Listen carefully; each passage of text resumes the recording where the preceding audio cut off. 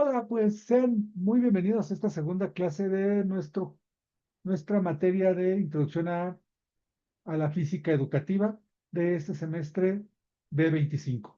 Ok, bueno, pues como hemos comentado en plataforma, vamos a ver algunas generalidades el día de hoy de qué es un trabajo en física educativa. No perdamos de vista algo que comentamos ya desde la clase anterior, que nuestra disciplina sigue en construcción. Por lo tanto, pues algunas cosas todavía están, pues no del todo bien definidas, como vamos a ver precisamente en nuestra clase del día de hoy. Denme un segundito, creo que ya se está ahí compartiendo. Listo. Ok. Pues bueno, esto, como les comentaba, pues es lo que vamos a tener el día de hoy. ¿Qué es un trabajo en física educativa? Porque, bueno, puede ser curioso, particularmente para Noel, para Fernanda, que son egresados de nuestro programa de maestría, que a estas alturas todavía nos estemos preguntando qué es un trabajo de física educativa. Y miren, incluso abona un poco a esto el hecho de que los tres trabajos de ustedes, y siendo cuatro contando el de Nayeli, que ojalá se pueda incorporar, son de rubros absolutamente distintos. Fernanda está haciendo desarrollo curricular para preescolar, Noel está haciendo tecnología para bachillerato y Luis está haciendo uso de recursos tecnológicos para ingeniería. El caso de Fernanda, los temas de física como tal son más generales, es decir, se pueden aterrizar incluso como ciencias y Fernanda lo que está trabajando es sobre diversos temas de física, no sobre uno. Noel está básicamente en mecánica sobre un tema muy, muy específico que es los diagramas de cuerpo libre. Y el caso de Luis está viendo una aplicación de la física, es decir, en el diseño de estructuras que tienen necesidad de ver con mecánica. Si se fijan, las temáticas y las ramas de la física que están estudiando estos trabajos son diferentes. Entonces, ¿sobre qué base tendríamos que partir para decir que en efecto son trabajos de física educativa? Y nada más para retomar un poco, por si llega a ver el video o se incorpora, en el caso de Nayeli, si recuerdan un poco lo que vimos hace un mes, Nayeli está trabajando una revista digital en secundaria para enseñar ciencias, pero lo está utilizando como medio para que los chicos desarrollen habilidades de redacción. Entonces, si se fijan, pues como que dijéramos, ah, caray, ¿y de dónde vamos a encontrar ese hilo conductor para decir que los cuatro trabajos fueran de física educativa? Tenemos que partir de alguna base en común. Bueno, ¿qué es lo que queremos ver en este momento? ¿Cuál es el objetivo final de un trabajo de física educativa? ¿Cómo podríamos saber cuál es el objetivo final de todos sus trabajos? Pero, ¿cuál crees que sea el objetivo final? No, no es el objetivo de tu trabajo, sino ¿para qué estás haciendo un trabajo de física educativa? Incluso lo que ya hiciste en la maestría. ¿Cuál fue el objetivo final? Bueno, no sé si esté bien porque recuerdo mucho que me comentaban que en preescolar no iba a ser el objetivo que aprendieran física, sino que iba a ser el medio. Entonces, yo lo he visto desde ese punto, que no es como el objetivo que sepan qué es, no sé, cualquier tópico de física en específico, sino cómo es que llegamos hasta ese pensamiento científico. Ok, estás viéndolo desde el punto de vista de la aplicabilidad. ¿Estamos de acuerdo? Sí. Ok, Noel, ¿cuál pensarías que es el objetivo final de tu proyecto? No de tu trabajo de investigación, que ese es otra cosa, sino ¿cuál sería el objetivo final de que tú desarrolles un trabajo aquí con el posgrado? Pues yo considero que de alguna forma contribuir o influir de manera positiva en este proceso de la enseñanza de la física. Eh, Digo, hablando de que hay diferentes trabajos aquí, ya sea a través de un método para enseñar, de una herramienta para enseñar o de la revisión curricular, pero al final de cuentas creo que todos buscamos incidir o impactar de manera positiva en cómo se enseña física en los diversos niveles. Ok, me parece bien. Finalmente, Luis, ¿cuál tú pensarías que sería el objetivo final de tu trabajo? Como ya vimos, tanto Fernanda como Noel hacen énfasis en que me parece que el objetivo final no es que aprendan per se física, pero ¿cuál sería el objetivo? Porque en tu caso no es que aprendan física, sino van a hacer uso de la física en la clase que tú estás dando. ¿Estamos de acuerdo? Sí, así es. Yo considero que el objetivo final sería de que la enseñanza, por ejemplo, de las estructuras, en este caso las estructuras de acero, buscar o algunas otras técnicas, procedimientos alejados de los métodos tradicionales, ver un aprendizaje activo y significativo, y esto lo puedo hacer a través del aprendizaje basado en prototipos, la realidad aumentada y el 3D, pero sí me hace falta todavía como que aterrizarlo bien, cuál va a ser mi eje, porque así como lo estoy planteando ahorita, y la retroalimentación que he tenido, como que se ve que es muy amplio y se va mucho a la confusión qué metodología estaría ocupando. Sí. Y sé que de lo que me comentan los tres, estoy seguro que Nayeli diría lo mismo. Lo que queremos encontrar en un trabajo de física educativa como objetivo final, desde el desarrollo curricular, desde el uso de tecnología o desde el desarrollo de otras ramas del conocimiento con la aplicación de la física, es que tengamos un impacto directo en aula. Si el trabajo que desarrollamos no tiene un impacto directo en aula, tener un impacto en aula, perdón, que tenga un impacto en aula. Si no hubiésemos un impacto en aula, todos nosotros somos profesores y todo el mundo, todos nosotros, a pesar de que, por ejemplo, son ustedes significativamente más jóvenes que yo, Luis nos cuenta, así que, como diría Derbez, ya nos exhibimos, pero de todos modos, todo el mundo hemos pasado por estos procesos de capacitación. A mí me gusta decir que son procesos de formación más que de capacitación, porque capacidades ya tenemos, donde nos llegan y nos dicen, utiliza la metodología X, o ahora tenemos, la escuela mexicana tiene que hacer esto, o ahora nuestra universidad compró tal software, lo tienen que utilizar. Y nos quedamos únicamente en el andamiaje teórico y no tiene un impacto. Bueno, nosotros consideramos que si nuestro proyecto de física educativa no tiene impacto en aula, ya no se dice llamar un trabajo de física educativa. ¿De acuerdo? Ahora, ¿cómo podría ser ese impacto? Ustedes, en la tarea más reciente, lo que hicieron fue el diseño de una situación didáctica. Si se fijan, algo de lo que les dije en los comentarios es que todos sus trabajos, todo lo que me entregaron, tienen en alguna medida un impacto en aula de lo que van a hacer. A veces puede ser directo, como por ejemplo lo que está haciendo Noel. Tú, Noel, lo que estás haciendo es desarrollar un chatbot que vas a aplicar directamente en aula. Y ahí vas a medir el impacto y vas a ver si logran el aprendizaje de los chicos. Lo mismo tú, Luis, estás haciendo o vas a diseñar esta parte de cómo diseñar una situación didáctica donde involucres el 3D y la realidad aumentada y lo vas a aplicar directo con los chicos. En el caso de Fernanda, no es un impacto directo porque ella lo que está haciendo es un desarrollo curricular, pero esto tendrá un impacto indirecto. Por ejemplo, que lo que tú estás haciendo o lo que platicamos incluso en la reunión que tuvimos la semana pasada con Carlos, es que si tú logras hacer una clasificación de los experimentos, no, sí, pues ya como investigación-acción, si tú lo aplicas, pues ya vas a tener esa selección de frutos. Pero si no, tú lo vas a dejar como para que alguien más diga, ok, lo que hizo la doctora Fernanda, yo lo puedo utilizar para ver qué experimentos puedo yo tener en mi aula. O qué diseño de situación didáctica me propone la doctora Fernanda para hacer esto. Entonces podemos tener este par de impactos, o directo o indirecto.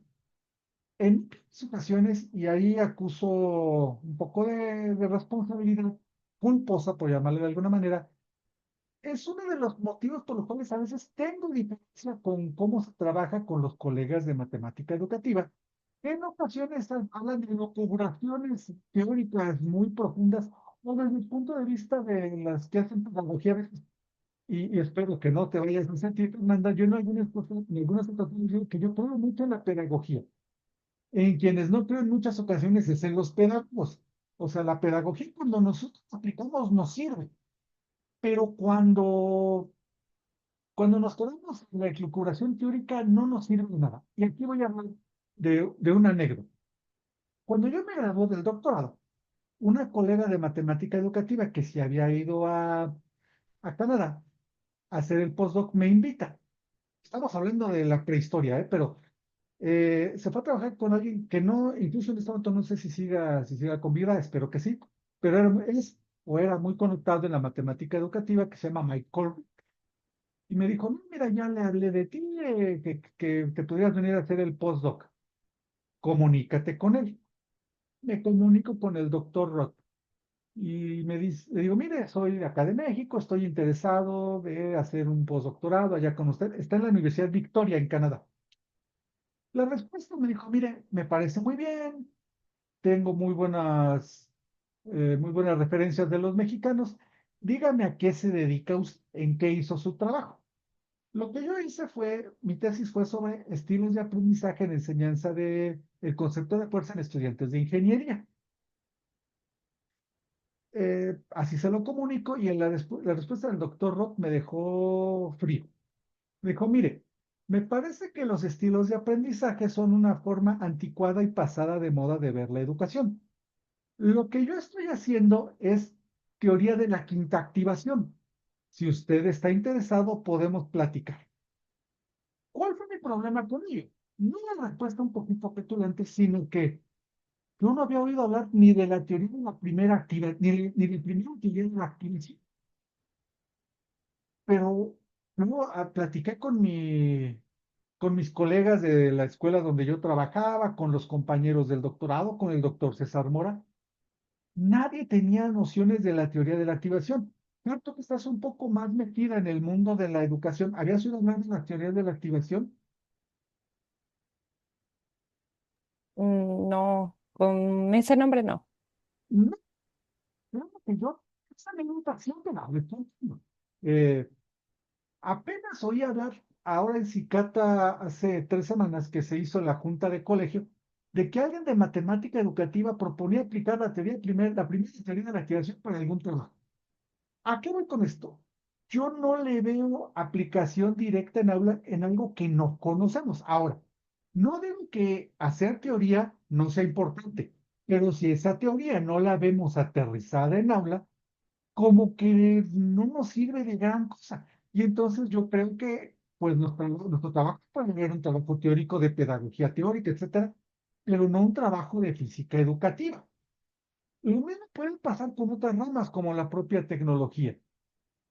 Noel, ahora tú que estás viendo lo de los chatbots, incluso han sido delimitando porque hay que tener cuidado de no hacer un trabajo que se vuelva puramente de tecnología, es decir, de programar. Y si no va a tener, puedes hacer un chatbot muy bonito, pero si no lo pones en aula, no digo que no sea un trabajo aburrido, pero no lo podemos considerar un trabajo de física educativa. ¿Estarías de acuerdo conmigo? Entonces, diría contigo, Liz, pues podemos hacer muchas cosas en una impresora 3D, que ha estado muy bonito, pero si tiene un impacto en aula, se queda un poco como en el capítulo este de los Simpsons, cuando hacen a los niños, a los papás de los niños que hagan un experimento para la feria de ciencias, y dicen, tú todavía no lo toques, ¿no? Entonces, si no tiene impacto en aula, ya sea de manera directa, como en el caso de Noel o de Luis, o de manera indirecta, que es, por ejemplo, lo que tú estás haciendo Fernanda, con un desarrollo curricular, creo que sería un primer parámetro para considerar o no un trabajo de física educativa. No sé qué les parece, ¿que estarían de acuerdo? ¿Qué opinan?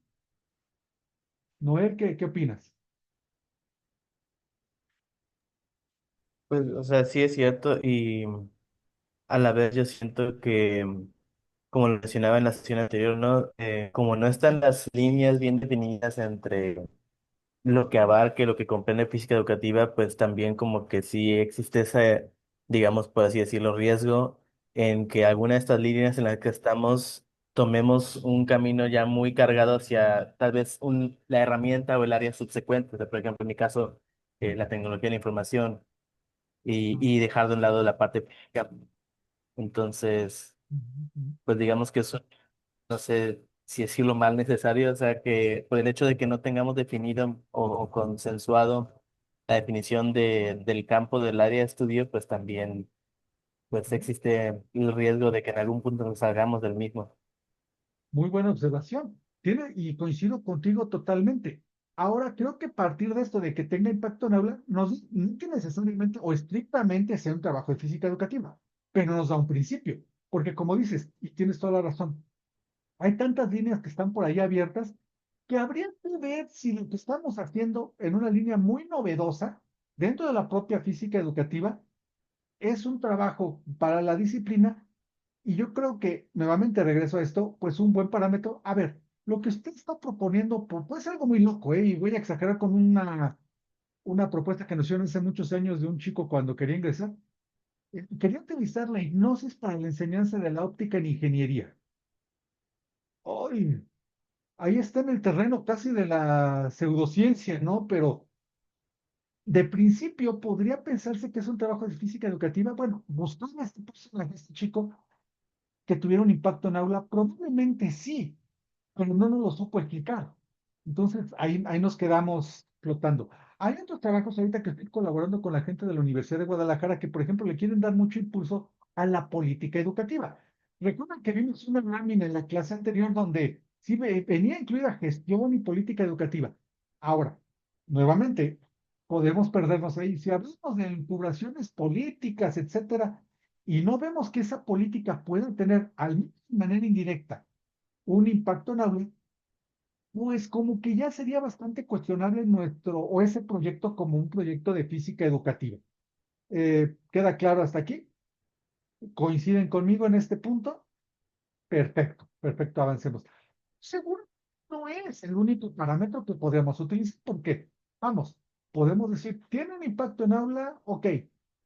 ¿Eso es suficiente para que sea un proyecto de física educativa? Probablemente sería un buen punto de arranque, eso sí. Entonces ahora tendríamos que ver, a ver, tiene impacto en aula, pero utilizas o existen metodologías en física educativa. Ustedes a estas alturas ya deberían estar trabajando incluso porque se los están pidiendo en las diferentes materias, en los comités tutoriales. ¿Qué sería su metodología? Aquí yo he pensado, y se los comento, y que bueno, que son todos alumnos míos en este momento, que, a ver, qué pensaríamos como una metodología en física educativa? Porque si no tenemos una metodología física educativa, a pesar de que tenga un impacto en algo, pues no sería un trabajo de física educativa, ¿estamos de acuerdo? Tenemos que tener primero una estrategia educativa, en todos los casos. Una estrategia asociada a lo que vamos a hacer ya empieza a tener un poco de duda. Que de todos modos, si queremos que tenga un impacto en aula, tenemos que tener una estrategia educativa asociada a nuestro trabajo. Por ejemplo, en tu caso, Noel, tú lo has dejado muy claro. ¿Cuál es tu estrategia educativa con la que piensas implementar el chatbot?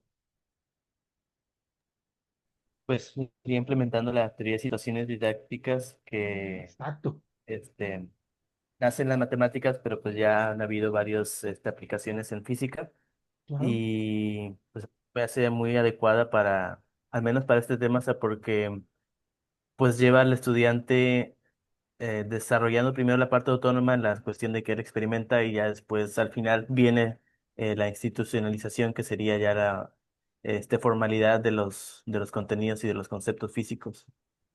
Exacto, entonces tú estás utilizando situaciones didácticas. Ya no se quedó únicamente en que vamos a, porque uno podría decir, ah, bueno, va a ser un chatbot, pues les diga el chatbot y háganse bolas. No, no, no. Vas a hacer una estrategia didáctica. Pero, ¿tú qué estrategia educativa, a pesar que estás haciendo desarrollo curricular, con qué lo estás asociando tu trabajo? Sí, yo lo estoy usando con la metodología Hands-on Learning, que Ujú, en español es aprender haciendo. ujú. em, y también considero la de 5E, La 5E. la 5E, ajá, que Ujú, también pues, es una metodología, pero la estoy enfocando ahora en la parte de física exacto. educativa. No es únicamente, ay, estoy diseñando un programa, pues eso, repito, tú eres muy joven, pero ¿qué es lo que se solía hacer? Sobre todo en los problemas de ingeniería, tengo que reconocer más. Para la clase de física, pues nos copiamos el Revit y ese es nuestro programa de estudios, ¿no? Créanme que ha pasado y ha sido terrible esto, pero no. tú lo estás asociando con una estrategia educativa para aterrizar tu proyecto. Luis, tú ya lo mencionaste en las preguntas anteriores, pero refuérzalo. ¿Cuál es la estrategia educativa que estás, Ok, que piensas amarrar? hasta antes de esta semana, este, y hasta antes de llevar la materia, tenía definido que era aprendizaje en prototipos, ¿no? Que está basado en aprendizaje en proyectos. Pero ahorita con la tarea que entregamos la semana pasada, me puse a investigar otras cosas más, ¿no? Entonces, también me interesó mucho el modelo ADIE, el El ADI. ADDIE, Ujú. el ADI. Entonces, fue una observación que usted me hizo. Y yo creo que ahora estoy en la disyuntiva de cuál uno y cuál otro. Entonces yo creo que ahorita me estoy decantando por el ADIE, y ahí meter el aprendizaje basado en prototipos, pero que ese fuera como que mi partida y no traer poquito de acá, otro más de por allá, que es así como lo traigo. Entonces, Exacto. de antemano, por ejemplo, en estas actividades que hemos tenido, como que voy aterrizando, voy viendo hacia dónde va y a lo mejor, pues ahorita yo lo vería así, ¿no? Anteriormente, pues sí, aprendizaje basado en prototipos, ¿no? Está basado en aprendizaje basado en proyectos, sin embargo, ahorita ya lo veo de manera diferente. Es importante y es spoiler para las presentaciones de comité tutorial de este semestre, que les anticipo, las vamos a dejar hasta enero. Podemos hacerlas en enero para que pasen fiestas, y sí, fiestas patrias, ¿no? Ya, bueno, a menos de que sean musulmanes, pero yo mira, como anécdota, tuvimos alumnos iraníes y en ese momento pues, decían, no, ¿por qué no nos dejan tareas ahora en diciembre? ¿Por qué no? No, bueno, es que acá en Navidad, no, pues acá no se celebra eso. Pero bueno, dejémoslo eso en el anecdotario. Podemos hacer los comités tutoriales en enero para que pasen las fiestas de San Bernardín. No implica que no se pongan un ratito ahí a acomodar. Pero bueno, algo que es importante es que sí les vamos a preguntar. Ya estamos al final del segundo semestre. Ya en este momento debemos de tener más clara cuál es la metodología. No podemos ir brincando de una en otra. Recomendación para el trabajo de tesis. Pero ahí en el caso de Nayeli, pues ya no procede porque ella ya acá prácticamente, pero ustedes están en el arranque del proyecto.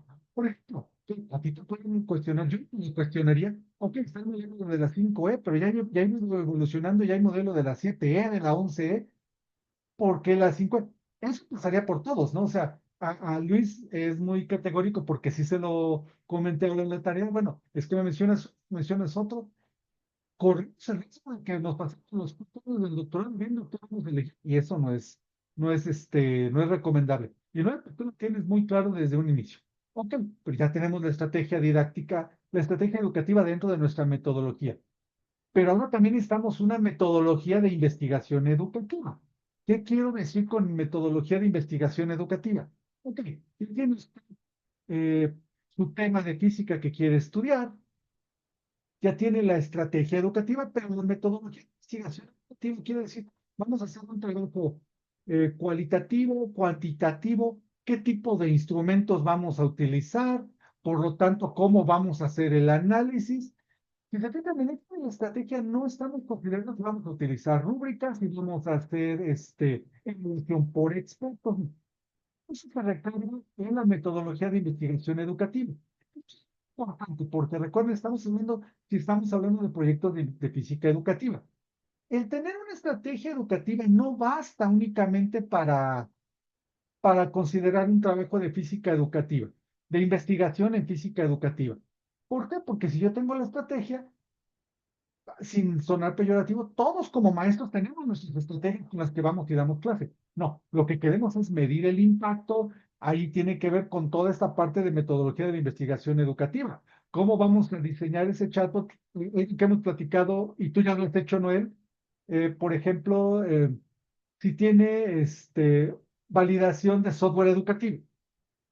Eso ya es parte de la metodología de investigación educativa y que no está dentro de la estrategia.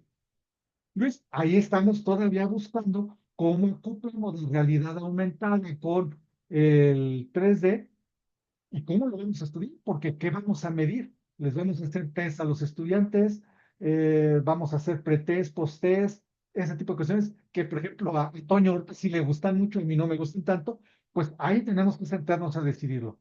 Y pues, lo que hemos estado trabajando ya tú ya empezaste a hacer un proyecto de investigación educativa, de hacer unas rúbricas para poder, pues bueno, es que sí son las rúbricas que necesitan de cotejo, pero tu sistema de germíferos para la selección, eso ya es la investigación educativa, no es la estrategia educativa. Si hay esa diferenciación en estos dos rubros, y ambos son componentes de la metodología de física educativa y que se van a ver utilizados cuando queramos tener el impacto en algo. Aquí, por ejemplo, y este no es para todos los proyectos, pero si tenemos una metodología de tecnología educativa. Aquí, por ejemplo, el software no, por ejemplo, porque no utilizar explícitamente tecnología, vas a hacerlo como si vas a utilizar una máquina y vas a hacer búsquedas en internet, o puedes incluso utilizar inteligencia artificial, que por ahí tal vez pueda pasar, pero en el caso del proyecto de Luis y de Daniel, sí tendríamos que ver si hay una metodología de tecnología educativa atrás. ¿Cuál ha sido el problema o un problema que hubo por lo que se decidió que se tenían que tener procesos de validación de software educativo? Porque yo puedo hacer un software muy bonito y lo puedo llevar al aula y no está diseñado para que sea educativo. Se vuelve un videojuego. Una de las críticas que, por ejemplo, muy al inicio se decían a los simuladores, es que se volvían videojuegos o el uso de celulares. Ya cuando se van haciendo con un enfoque educativo, tienen que seguir un procedimiento, un proceso para que pueda considerarse tecnología educativa. De ahí que incluso yo soy partidario de este cambio que hubo de nomenclatura de llamar TICs, porque TICs es todo, a las TAC, que son las tecnologías aplicadas al conocimiento. Son conceptos que a veces no sí notan una diferencia, sobre todo para nosotros que somos los expertos que estamos trabajando en el área. No procede para todos los proyectos, los que uno tiene que ver con cuestiones tecnológicas, debe de ir. Tú ya pasaste por ese proceso, Noel, entiendo, hasta la última vez que platicamos, ya lo has ido aplicando. Luis, todavía tenemos que decidir cómo vamos a unir estas dos cuestiones de realidad aumentada con 3D. Ya hay literatura al respecto, es decir, no partimos de cero, porque si no estaríamos en un lío bastante gordo. Y Fred, no procede en tu caso, pero no está de más como expertos de física educativa conocer que tenemos que hacer esto. Ahora, ¿existen metodologías directamente de la física educativa? Hasta hace no mucho yo les diría exclusivamente no. Y todo lo que hemos estado platicando desde la lámina anterior a esta, como que hemos ido tomando pedacería. Noel comentó algo muy significativo de la estrategia educativa que él está utilizando. Es una estrategia que se ha utilizado mucho en matemática educativa y muchas cosas se han retomado. Lo que hemos visto en los comentas de Nadie se ha utilizado más en matemáticas que directamente en física. Aquí, por ejemplo, en física, quien lo utilizó o lo ha utilizado ya también es la doctora Fabiola Escobar, pero bueno, son pocos todavía. Y nos hemos ido haciendo de metodologías que vienen de otro lado. Pero ya empieza a haber, sí, también metodologías directamente de la física educativa. Se me ocurre una muy fácil. Eh, el aprendizaje activo de la física, que ha ido derivándose ya en estrategias educativas, tales como las CDIs, la instrucción por pares. Esas ya son metodologías que provienen directamente de la física educativa. De ahí que entonces yo también regreso a esto del impacto en aula indirecto, que tiene que ver con hacer teoría y crear metodologías ya propias de nuestra disciplina. Alguien por ahí nos ha comentado en tiempos, hablando de cuestiones más del tipo político que en realidad de nuestro curso, pero por ejemplo nos dice, ¿por qué no se fusionan con matemática educativa y que haya un solo posgrado que se llame matemática y física educativa? Yo creo que a estas alturas las metodologías de matemática educativa están muy establecidas y nosotros estamos creando algunas propias que no necesariamente tienen que compartirse o compartirse al 100 con matemática educativa. Alguien me lo comentó en algún momento, creo que fue la doctora Fabiola. Bueno, desde el inicio que nosotros somos una ciencia fáctica, es decir, que tiene que partir en algún momento, ya sea demostrativo o lo que sea, experimental, ya nos diferencia y entonces nos puede meter en conflicto. también pues, una metodología o sea, metodologías de física educativa. Y sus tres trabajos creo que van en ese sentido. Tú estás haciendo innovación desde el momento en que estás haciendo inteligencia artificial, ¿no? Pues necesariamente va a ser una punta de lanza. Y pues también empezar a tener trabajos donde estamos combinando realidad aumentada, 3D, y ahora para estructuras, por ahí también estamos haciendo una parte. Y pues, ¿qué te puedo decir? Si partimos y lo que hemos platicado mucho, que la nueva escuela mexicana ya para impacto en áreas no tiene pies ni cabeza todavía, pues claro que el crear una metodología pues, nos puede ser de mucha utilidad, partiendo desde la física educativa. ¿Hasta aquí queda claro? Eh, ¿Alguna duda, comentario al momento? Todo lo que han entregado en sus tareas, tanto el desarrollo histórico como la situación didáctica, que fue lo que trabajamos este mes, están de acuerdo que están ustedes cubriendo, ya de los comentarios que les pude yo hacer en sus tareas, están cubriendo toda esta parte de las metodologías y las estrategias para física educativa. Habría que porque ese es precisamente el trabajo que están haciendo ustedes como una investigación educativa. Hay que depurarlo y robustecerlo solamente. Bueno, pero uno podría decir, bueno, a ver, doctor, y entonces, pues, ¿de dónde proviene la física educativa? Que fue otra de las tareas. A ver, la parte histórica. Bueno, algo que no podemos perder de vista es que se ha hecho desde la física. E incluso que hago un paréntesis. Matemática educativa de inicio, de origen, también partió desde la matemática. Y el mejor ejemplo en matemáticas es los estudios de Polya que vienen desde los 50 para resolución de problemas de matemáticas. No, se han ido a una disciplina, un campo disciplinar mucho más elaborado, mucho más definido, al grado que al día de hoy, ya matemática educativa, no se consideran, al menos lo que yo he platicado con varios colegas y lo que he visto en algunos papers, como una rama de las matemáticas. Bien para ellos, nosotros partimos prácticamente de lo mismo. Se ha partido desde la física. Todos estos referentes que pongo aquí, que son algunos de los que también vimos en la clase anterior, como Sokolov, Thornton, McDermott, Moreira, Barojas, entre otros, todos son físicos. Son doctores en física todos. Sin ningún antecedente en pedagogía, sin ningún antecedente en didáctica, todos son físicos.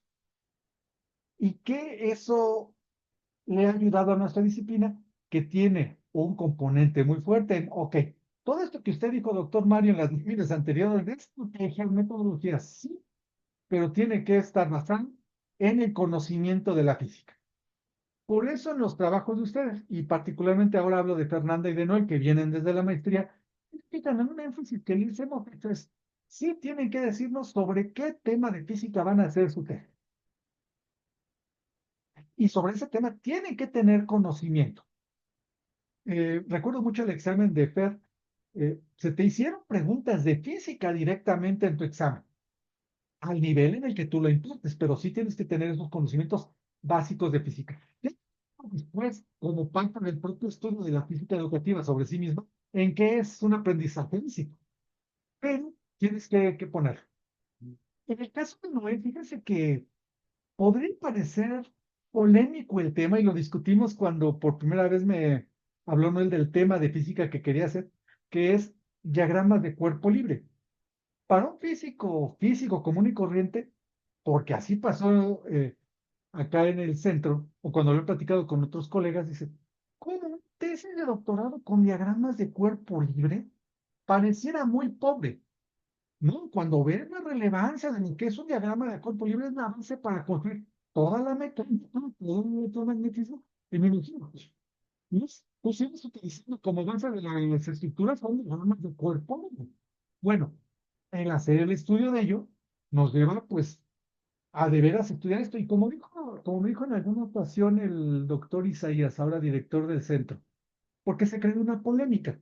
Durante algún tiempo, nosotros decíamos, algunos colegas, ya no se hagan tesis de mecánica. La mecánica está muy estudiada, a pesar de que somos una ciencia relativamente joven, y el doctor Isaías me acuerdo mucho que reclamó. y ya se resolvió el problema de la enseñanza de la mecánica, ya todo el mundo sabe mecánica, ya existe una estrategia líquida con la que se enseña mecánica, la realidad es que no. Entonces tenemos que seguir estudiando mecánica.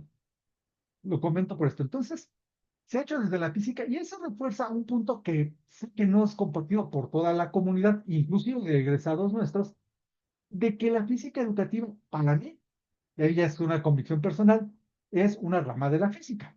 ¿Por qué? Porque primero es historia física, ya está hecha por físicos.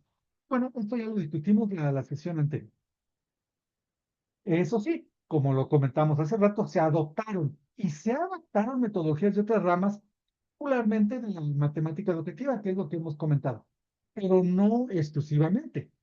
Por ejemplo, y aquí dicen que hablar de uno mismo, pues no es correcto. Pero, por ejemplo, mi tesis de doctorado, yo utilicé el sistema 4 más de estilos de aprendizaje, que curiosamente el sistema 4 más se utilizó para enseñanza de inglés en la Universidad de Northwestern en los 80s.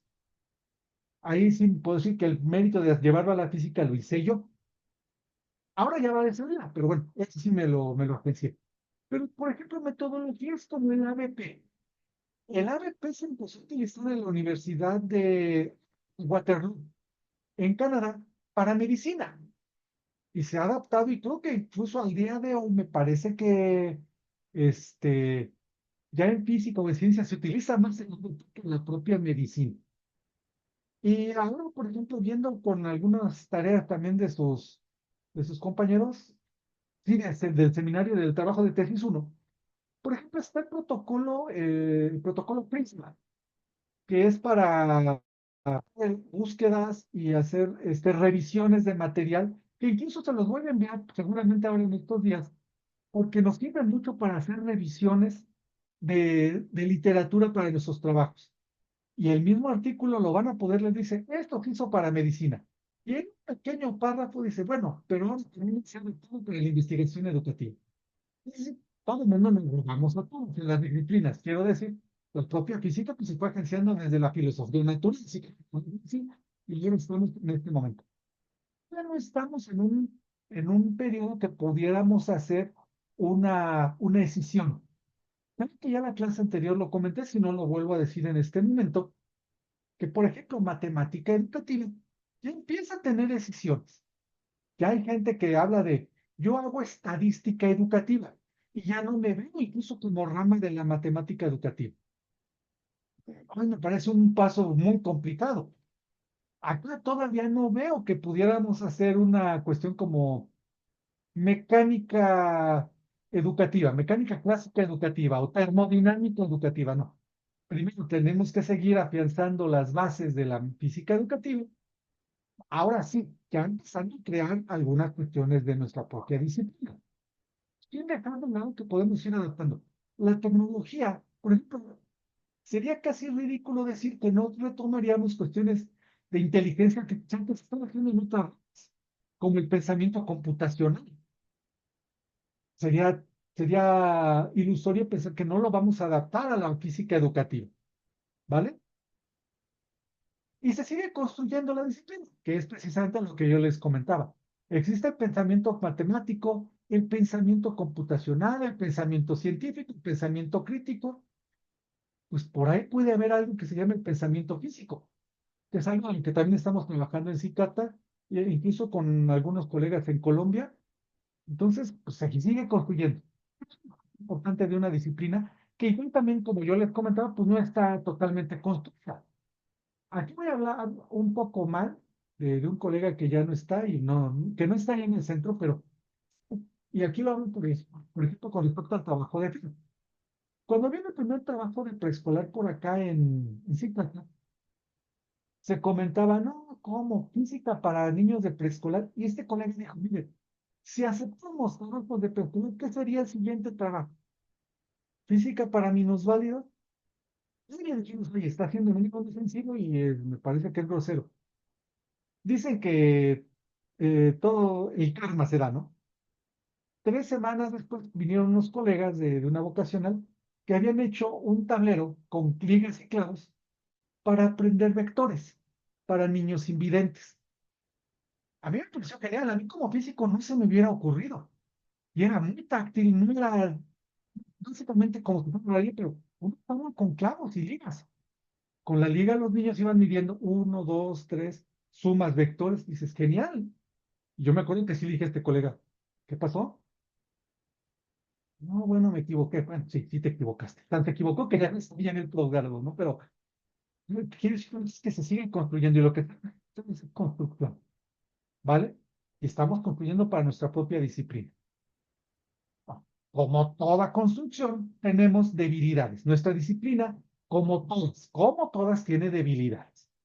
¿Qué debilidades creen que podamos tener en física educativa? Ustedes que son estudiantes, pero por ejemplo, y todavía más en el caso de Fer y Noel, que ya son egresados de la maestría, y de los tres, que todos somos profesores de física. ¿Qué debilidades creen que tengamos en la investigación en física educativa? Fer, Sí, yo voy mucho en esta parte de metodología, porque siempre me encuentro esta pregunta de, sí, qué padre lo que haces, pero ¿cómo lo haces? O sea, dame los pasos a seguir, casi, casi. Y me quedo pensando más como en esa parte de, sí, algo muy, muy específico para física. ya sí tenemos todavía, por eso necesitamos construir. Ujú. Noel, ¿qué debilidades piensas que tengamos como disciplina? Pues, no sé si es como disciplina o en lo personal, pero, o sea, siento que el área de ciencias sí tenemos tal vez muy fuerte eso de metodología, del, no sé, se me fue la palabra, del método científico, sí, de investigación, de pruebas, ensayo y error y etcétera.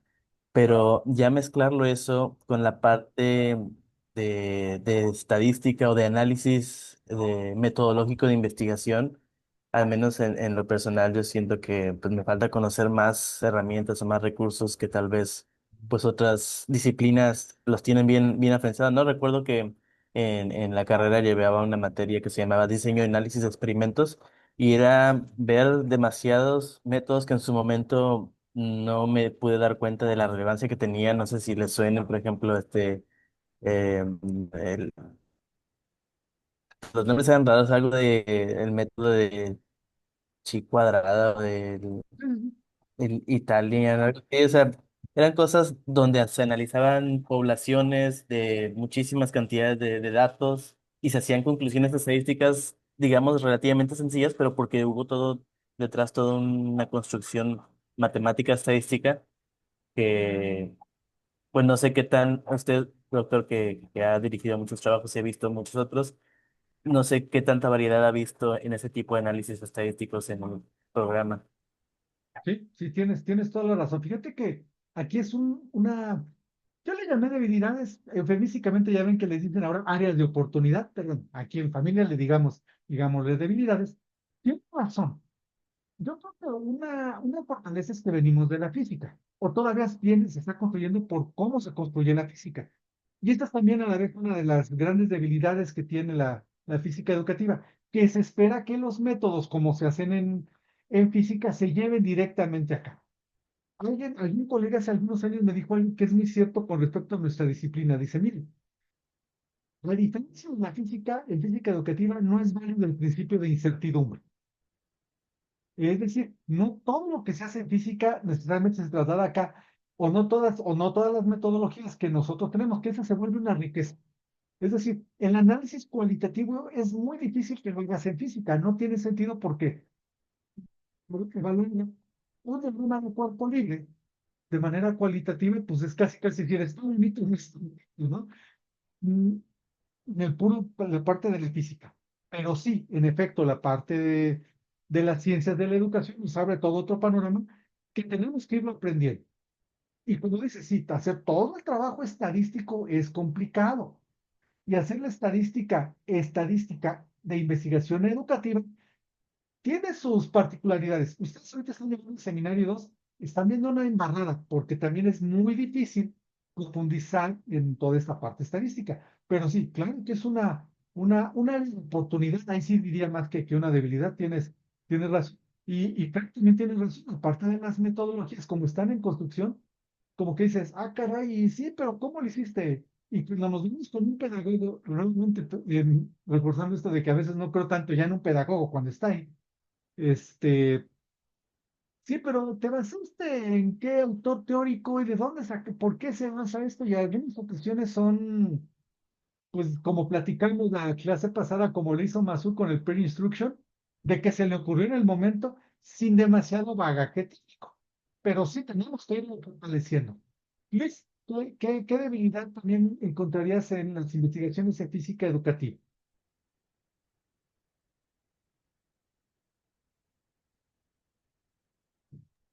Pues bueno, para mí yo creo que partiendo de una, una falta de definición clara de lo que es la física educativa, de ahí partir.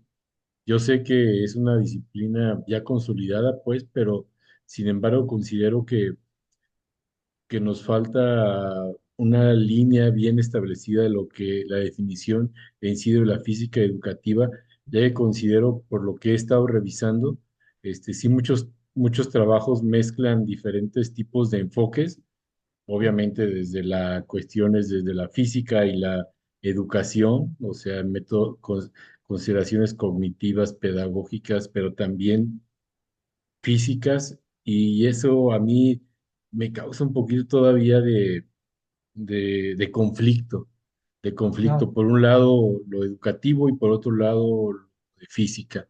Para mí eso sería de mi punto de vista. sí, el establecer fronteras concretas. Cuando hablamos de qué es un fenómeno físico, es algo claro repetir. Un fenómeno químico es aquel que es irreversible. Ese tipo de fronteras todavía no las tenemos en física educativa y nos llevan a ciertas polémicas con algunos trabajos que toda esta clase del día de hoy no tendría mucho sentido si ya tuviéramos bien definidas estas fronteras. Porque, por ejemplo, los trabajos de tecnología, en muy pocas ocasiones, en nuestro propio programa, no crean que en toda la comunidad, en nuestro propio programa, nos han tenido que llegar a preguntar, o algunos colegas han llegado a preguntar, a ver, nosotros en física educativa, ¿hacemos tecnología o investigamos el uso de esa tecnología? Pareciera una respuesta o una pregunta un tanto cuanto trivial, pero no lo es. No sé si por ahí en algunas de las evaluaciones de las tareas te lo he comentado Luis, te lo he comentado Noel, ese tipo de preguntas se pueden llegar a encontrar. ¿Por qué? Porque nos hemos tenido trabajos donde un problema muy padre, etcétera. Y que esa frontera se puede romper cuando tiene un impacto en aula. Ahí sí nos regresamos al inicio de la clase. En otro tipo de trabajos, por ejemplo, cuando se crea teoría o lo que tú estás haciendo, pero de desarrollo curricular, pues también ha habido colegas que nos llegan a decir, es que ese es un trabajo de educación, más que de física educativa, porque no veo la física.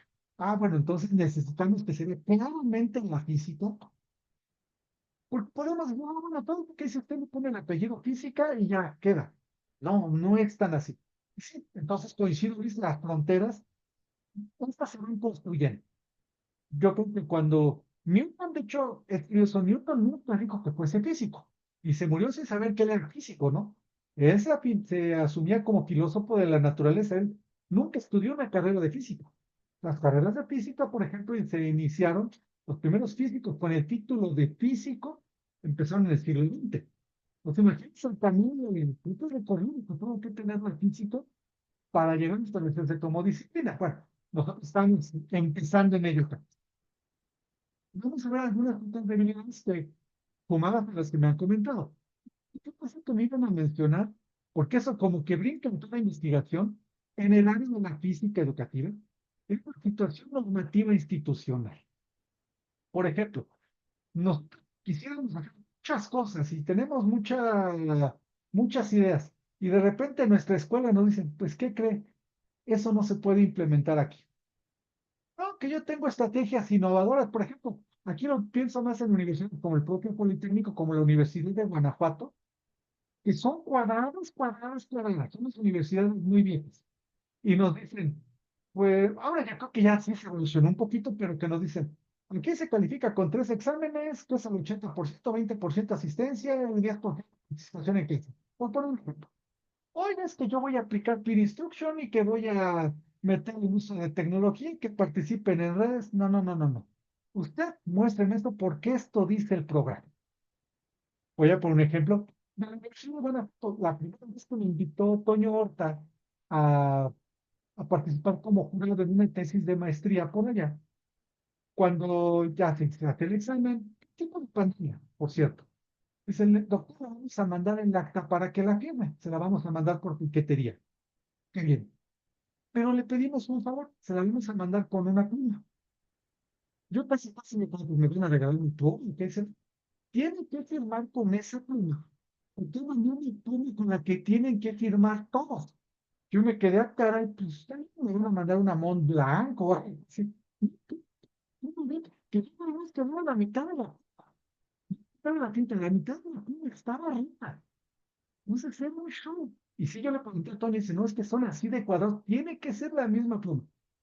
Así de cuadrados, ya es un poquito, porque ya la última ya, sí, pero las instituciones nos tienen este tipo de, por ejemplo, no, si tú te pones utilizar un chatbot, pues en una escuela que es mucho más mayor. Pero no cualquier escuela, no cualquier preparatoria, sí puede utilizar esta inteligencia artificial. Están muy en boga, incluso los papás, ¿no?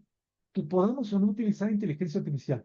Hay colegas aquí del programa que dicen, prohibido, cero, no se puede utilizar inteligencia artificial.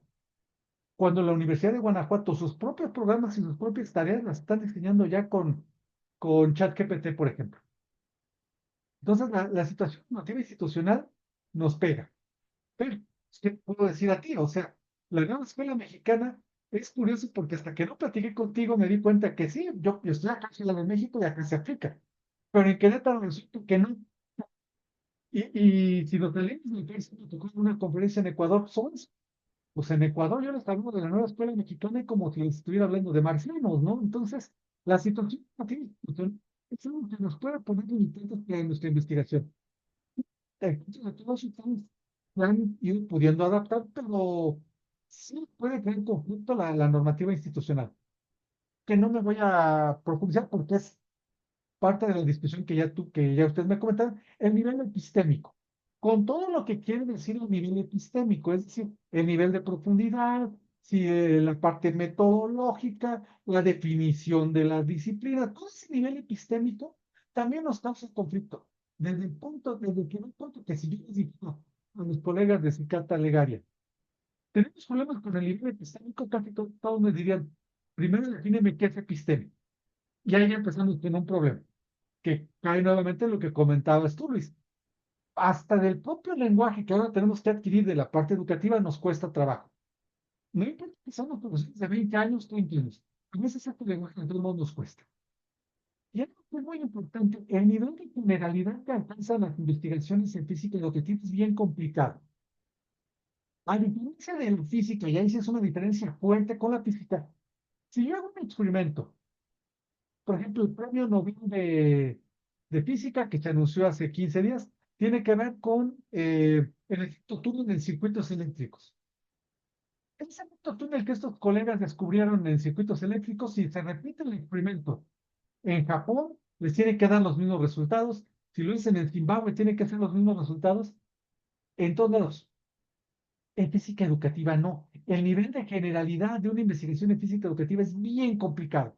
¿Por qué? Porque partimos de algo en el que casi todos nosotros estamos en nuestra clase o nuestros trabajos que estamos haciendo, todo es un poquito cuestión del DP. Estamos en este nivel, en el primer paso, que es la experiencia docente. Lo que nosotros como investigadores estamos aplicando en nuestra aula. No quieren decir que sean investigaciones grandes, ni investigaciones cortas, cuidado. Porque a veces cuando hablan de esto me dicen, pero esto entonces es una exposición que no tiene valor, no es general. A mí el contraejemplo que una colega, ahí sí una pedagoga me enseñó, Vygotsky hizo sus experimentos con 7 niños allá en un pueblo en Rusia, ¿eh? Era una experiencia docente. Si nosotros logramos generalizar un poco más a todo nuestro medio, por ejemplo, que lo que haces en realidad aumentada y 3D pudiera ser general para toda la Universidad de Guanajuato, Luis, o Noel, en todo el sistema TEC, se vuelve un trabajo de innovación educativa.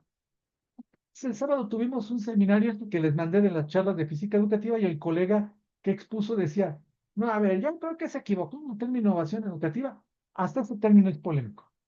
Yo lo entiendo porque este trabajo lo he retomado de la doctora eh, Luz María de Guadalupe Álvarez, que es por niveles de generalidad.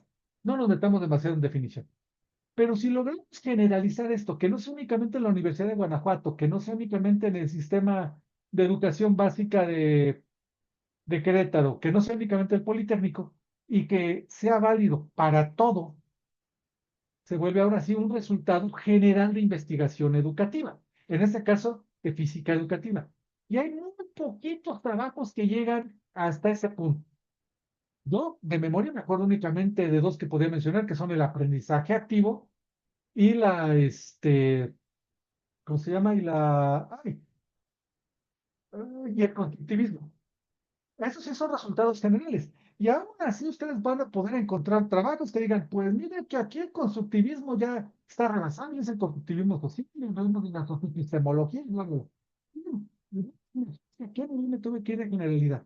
Y eso nos implica un problema, porque algo que seguramente se les va a preguntar en sus tesis, y si yo llevase tu propuesta, Luis, a la Universidad de Sonora, ¿funcionaría igual que lo que estoy haciendo en Guanajuato? No lo podrías asegurar. Noel, que tu chato, ¿crees que pudiera aplicarse en el Sinvestab de Mérida? No lo podemos asegurar hasta que no lo experimentáramos allá y se ve una segunda experiencia docente por allá. ¿Me explico? Entonces sí es un poquito más general. Pero si nos salimos del medio mexicano, ya probablemente eso no pega. Tengo platicado de esto, que comentó la semana pasada, que tiene que también analizar para la cuestión de instrumentos algún libro americano, que es de los que te mandé, le daría un poquito más de generalidad. Pero son de las debilidades que tenemos. Y en esas áreas, ¿eh? O sea, la propia disciplina, al hacer estudio de ella, nos va a generar mayores debilidades que puede presentar nuestro campo disciplinar. Y algo que es bien importante aquí y que no quiero detenerme mucho, pero creo que sí es muy importante, los problemas éticos. El principal problema ético que tenemos es si trabaja, por ejemplo, con grupo control y grupo experimental. Ahí tú has sufrido eso, ¿no? Cuando las discusiones, no discusiones, sino polémicas académicas que tenemos Silvia y yo, y yo estoy también con varios amigos de reuniones, dice, el doctor Mario no creo en el grupo control, pero yo sí quiero. Son escuelas de pensamiento. Y aquí les voy a poner un ejemplo que esa polémica se presentó en psicología.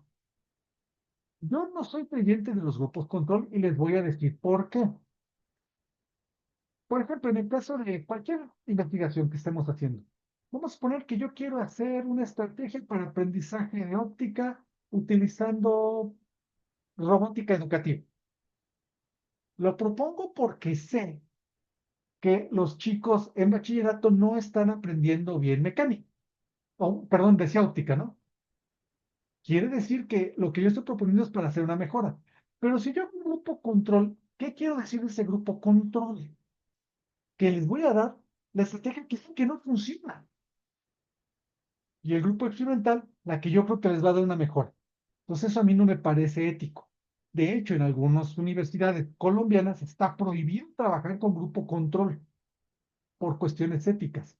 Ahora, no es la postura general, porque, por ejemplo, acá propiamente en Cicata, el doctor César Mora me contraargumentaba, dice, bueno, es que la ciencia se hace así. Tú en medicina tienes un grupo control, que es al que le das el placebo, y un grupo experimental al que le das el medicamento experimental. Así se trabaja la ciencia. Contraargumento del doctor Mario. Sí, doctor, pero si tú ves que en el grupo experimental funciona el medicamento, se lo das al grupo control. En educación no podemos hacer eso. Porque yo ya les di la clase y no le puedo decir, como si funciona esto, se van a revisar otros años para tomar la hora con esta estrategia. La contraargumento del doctor César dice, la ciencia es así. Dice, ¿cuántos pollos no han muerto por experimentación? Recontra, los seres humanos no son pollos. Y así podemos seguir, ¿no? En fin, esa elección del investigador. E incluso las escuelas de pensamiento, por llamarlo de alguna manera, difieren, porque, por ejemplo, si ustedes mandan trabajos a revistas norteamericanas, pues es importante que lo tomen en cuenta, porque si trabajamos con revistas con el modelo americano, no siempre les da todo, estadística, y eso implica tener su grupo de control y grupo experimental. Si ustedes mandan un artículo a una revista como The Physics Teachers o Physical Review Letters in Education, les van a decir, ¿y dónde está su grupo control? Si no lo tienen, no aceptamos el artículo. Mientras que se van a la postura un poco más francesa, por llamarlo de alguna manera, los estudios cualitativos revisten una mayor importancia y en muy pocas ocasiones sí les piden, no, pasado, por ejemplo, con un artículo que mandamos esta semana, la carta de ética donde el sujeto, por ser seres humanos, tiene que tener conocimiento de que se está experimentando con ellos y etcétera. Estos problemas éticos sí se presentan. Además, no está trabajando con niños. Hay que tener mucho control con eso. Noel, los problemas éticos también se presentan desde el punto de vista económico. Porque uno puede decirles, pues paguen ciertas licencias para utilizar este software. Cada, pues esa investigación ya tiene un sesgo porque si lo quisiéramos generalizar y lo llevamos a un CONALEP, pues ya sería mucho más complicado. Y así, no vamos a profundizar demasiado, sino lo dejamos como debilidades que tiene nuestro propio campo disciplinar. ¿Están de acuerdo? Y repito, hay más. ¿Vale? No sé si tengan alguna duda, comentario al momento. Todo eso creo que lo tienen considerado, si no de manera consciente, ahora sí ya lo tienen consciente por sus propios trabajos. Pues bueno, con eso terminaríamos nuestra clase del día de hoy. Perdón por extenderme un poquito, pero creo que valía la pena. Entonces, lo que hemos visto el día de hoy son cómo podemos definir si tenemos un trabajo de física educativa o no. No es un trabajo terminado, está en construcción. ¿Qué características debería de tener? Pues yo creo que la base, primero que tenga impacto anular, posteriormente que cuente con una estrategia educativa, que tenga una metodología de investigación educativa. Y si tenemos estas tres patitas, por llamarle de un banco, nuestra investigación está firmemente asentada como investigación en física educativa, que creo que todos sus trabajos lo cumplen. ¿Hasta aquí alguna duda, algún comentario? ¿No? Pues bueno, con eso terminaríamos nuestra clase el día de hoy. Vamos a continuar con los siguientes temas que ahora vamos a ver en los siguientes, en el siguiente mes. Vamos a empezar a clasificar investigaciones de física educativa, porque bueno, ya vimos lo que hicimos nosotros. Veamos qué es lo que están haciendo los demás y veamos si podemos clasificar eso. Es a grandes rasgos, ¿vale? Entonces, nada más que debería definir la siguiente clase que sería la del mes de noviembre. Yo les quería proponer el día, creo que es martes 18 de noviembre. Déjenme ver. No, ¿verdad? Sí, martes 18. Martes 18. ¿Estarían de acuerdo que nos reuniéramos el martes 18? Ya tendremos el acumulado de tareas y sería el previo al congreso de APT. APT va a ser ese fin de semana. Entonces, igual para dejar una discusión probablemente de los trabajos de APT para la siguiente, donde también les haré comentarios, están en el segundo semestre, pero ya hay que ir pensando, particularmente los tres, ya Nayeli, repito, no procede tanto en este caso porque ella ya está terminando la maestría, pero que hay que empezar a enviar trabajos a congresos. Esto implica que hay que adelantar un poco más lo que vamos viendo en sus trabajos de investigación. ¿Queda claro? Sí, Perfecto. Entonces nos iremos reuniendo, sigo trabajando con usted, me pondré en contacto con cada uno de ustedes para ver los avances y ver qué vamos viendo. Pues les encargo las tareas. Y nuevamente, si tienen algún retraso o alguna situación con el seminario 2, me avisan y lo vamos checando. ¿Les parece? sí. Perfecto. Sí, Pues les muchísimas gracias. agradezco. Si tienen dudas, comentarios, si no, pues con esto terminaríamos nuestra clase del día de hoy. No, pues Muchas gracias, muchísimas doctor. gracias. Buenas noches a todos. Bueno, dejo de grabar.